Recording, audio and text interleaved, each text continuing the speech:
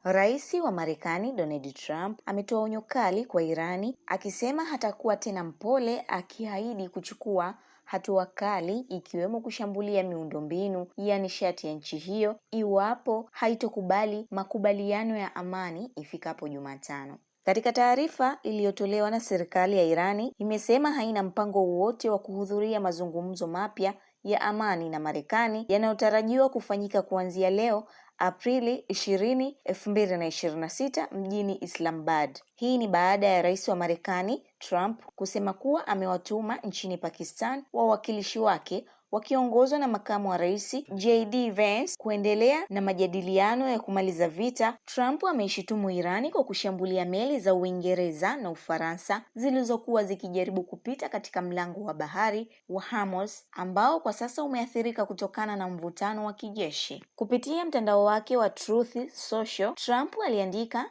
na nukuu, "Hakuna tena kuwa mpole, watashuka haraka haraka na kwa urahisi, na kama hawatakubali makubaliano itakuwa heshima yangu kufanya kile ninachopaswa kufanya dhidi ya Iran." Mwisho wa kunukuu. Katika hali ya kuongezeka kwa mvutano, kikosi cha walinzi wa mapinduzi wa Iran kimeripotiwa kuzifiatulia risasi meli zilizokuwa zikivuka eneo hilo. Hatua hiyo ilitikisa makubaliano dhaifu ya kusitisha mapigano kwa muda wa wiki mbili. Irani kwa upande wake imeonya kuwa itaendelea kufunga njia hiyo ya mlango wa bahari hadi pale Marekani itakapoondoa kile kinachoiita zuio la kipuuzi dhidi ya meli zake. Trump pia ameonya kuwa vikosi vya Marekani vitaanza tena mashambulizi ya mabomu iwapo Irani haitakubali masharti ya Washington, ikiwemo kusitisha mpango wake wa uranium iliyoboreshwa kwa kiwango cha juu. Spika wa bunge wa Iran Mohammad Ghalibaf amesema bado kuna tofauti kubwa